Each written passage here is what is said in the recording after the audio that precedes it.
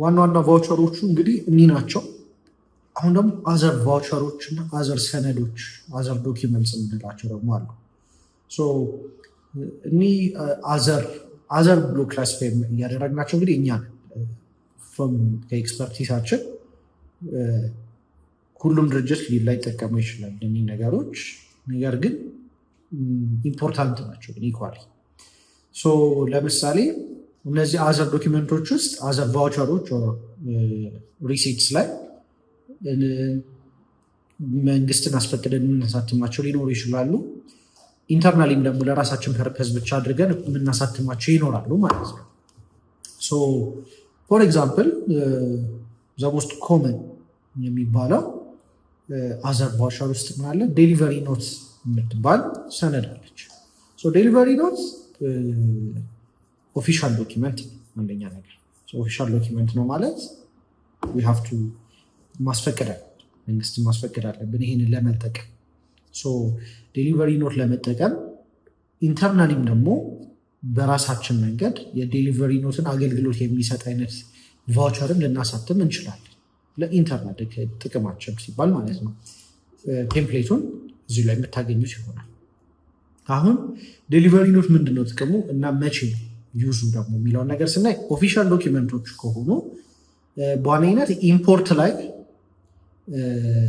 እና ማኒፋክቸሪንግ ላይ እና ደግሞ ሆልሴል ላይ የምንጠቀመው የሰነድ አይነት ነው።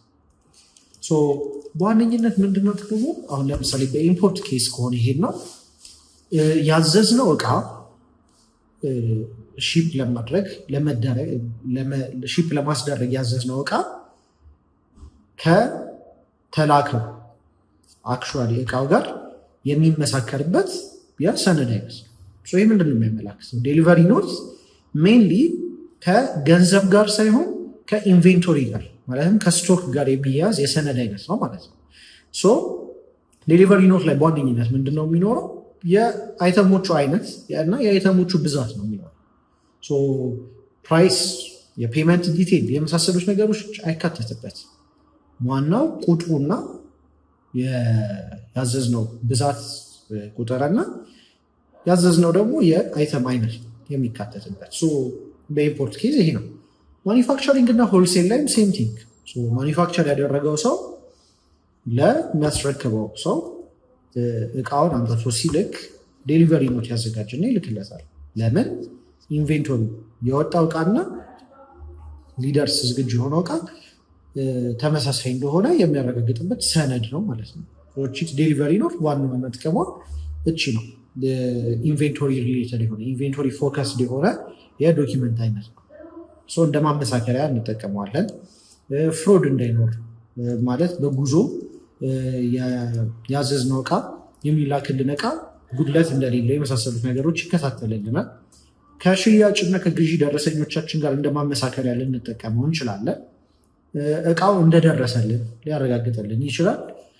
ከዛ በተጨማሪ ደግሞ ለምሳሌ ኦብሶሊት የሆኑ የተሰበሩ ሪተርን ለመደረግ ብቻ ብቁ የሆኑ ለሽያጭ ብቁ ያልሆኑ አይተሞች ከሆኑ ያዘዝነው ሪተርን ለማድረግ ይመቸናል ማለት ነው። ቢኮዝ ዴሊቨሪ ኖቱ ላይ ይህን ያህል እቃ ዳሜጅድ ነው ወር በስተት ነው የመጣው የሚለውን ነገር ትራክ የምናደርግበት መንገድ ነው ማለት ነው። አንድ የኢንቬንቶሪ መከታተያ ሰነዳችን ዴሊቨሪ ኖት ነው። ከዛ በተጨማሪ ሌላ ሲምፕል የሆነች ሌላ የኢንቬንቶሪ መከታተያ ሰነድ ልትሆን የምታገለግል ምንድነው ጉድስ ሪሲቭድ ቫውቸር ደግሞ የሚባል አለ። ቤዚክሊ ምንድነው ዴሊቨሪ ኖት በአንድ ሳይድ አለ። ከዛም በኋላ እቃው ሲደርስ ደግሞ ጉድስ ሪሲቭድ ቫውቸር መጠቀም እንችላለን። ጉድስ ሪሲቭድ ቫውቸር ነሰሪ ኦፊሻል ዶኪመንት አይደለም፣ ኢንተርናሊ የራሳችን የምንጠቀም ነገር ሊሆን ይችላል። ጉድስ ሪሲቭድ ቫውቸር ማለት ጂአርቢ በማለት እንደው ብዙ ጊዜ እንጠራዋለን። ወር ደግሞ ጉድስ ሪሲቭድ ኖትም ደግሞ የሚያሳትማሉ ጂአርኤን የሚባል ደግሞ ዶኪመንት አለ። ቤዚክሊ አንድ አይነት አገልግሎት ያላቸው። አሁን ምንድነው በሬስቶራንት ቢዝነስ ሊሆን ይችላል ይህን የምንጠቀመው። ኦልሶ በሆልሴል በኢምፖርት በማኒፋክቸሪንግም ሊሆን ይችላል። ዋነኛው ጥቅሙ ምንድነው? እቃ አዘዝን ወር ገዛን። ያ ያዘዝነው እቃ ወር የገዛነው እቃ ያለው አይተሞች እዛ ላይ ያሉት ስንረከበው የምንመዘግብበት መንገድ ነው ማለት ነው። ዴሊቨሪ ኖት አቅራቢያችን ሲሰጠን እኛ ደግሞ ቆጥረን ካረጋገጠን በኋላ ፊዚካሊ ካለ በኋላ ያ አይተን በምን እናረጋግጠዋለን? እኛ ጉድስ ሪሲቭድ ቫውቸር ወር ደግሞ ጉድስ ሪሲቭድ ኖት ጂአርቪ ኦር ጂአርኤን የሚለውን ስንቆርጥ ኢንቬንቶሪያችን ባላንስድ ነው ማለት ነው። የገዛነውም ዴሊቨሪ የተደረገውም የተረከብነውም አንድ አይነት እንደሆነ የምናረጋግጥበት መንገድ ጂአርቪ በመቁረጥ ነው ማለት ነው። ሌላው ምን አለ? አሁን ከኢንቬንቶሪ ጋር ሪሌትድ ናቸው።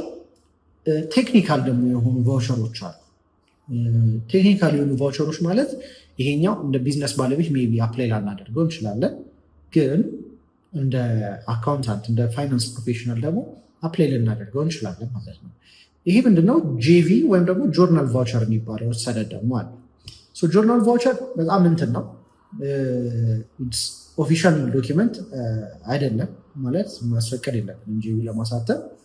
ኢቨን ኢን ሰም ኬዝስ ኖርማል ኤ4 ፔፐር ላይ ፕሪንት አድርገን የምንሰራውም ሊሆን ይችላል። ኢትስ ቬሪ ቤዚክ ኢንተርናል ዶኪመንት። አሁን ጄቪ ምንድን ነው ዋና ጥቅሙ?